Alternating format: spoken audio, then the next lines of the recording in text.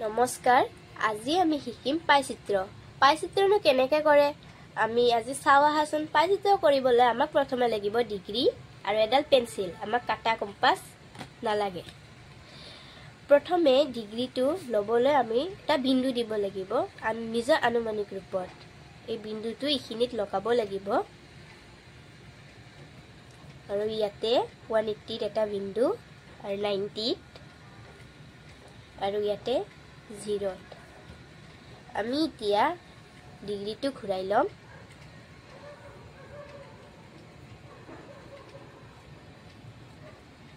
আৰু ইয়াতে ইফালে 90 ডিগ্ৰী দিম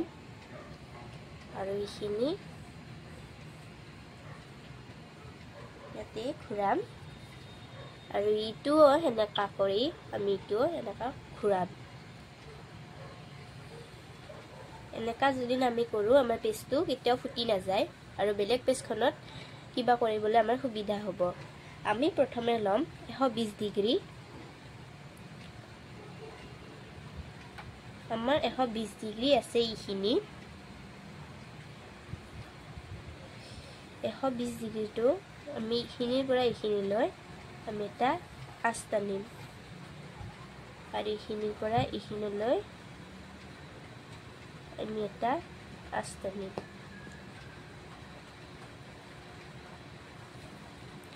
আমি তো কিমান ললো 120 ডিগ্ৰী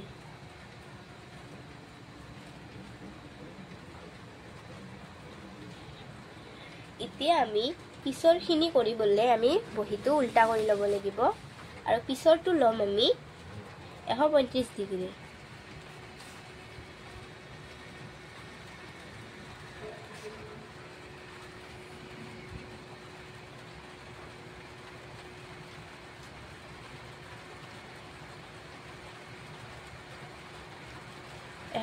ডিগ্ৰী আমাৰ আছে ইয়া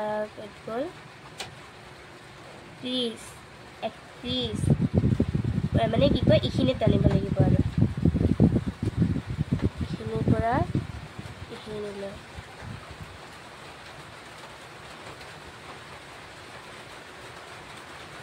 এটো আমি কিমান ললো 135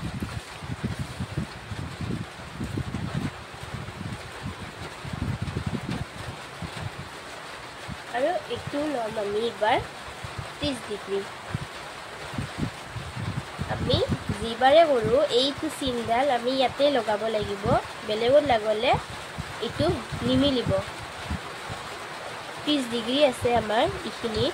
একদম সিধা সিধি কয় ইখিনি আমি এটো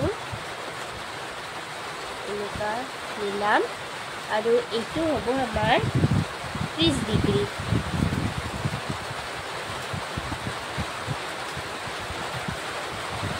আৰু এতিয়া আমি 75 ডিগ্ৰী লম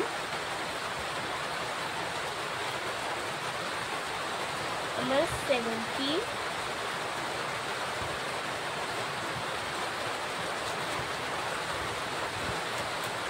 75 একদম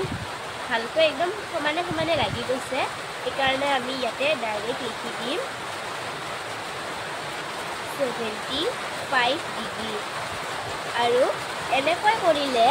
আমাৰ পাইচিত্ৰটো একদম ভালকৈ মিলি যাব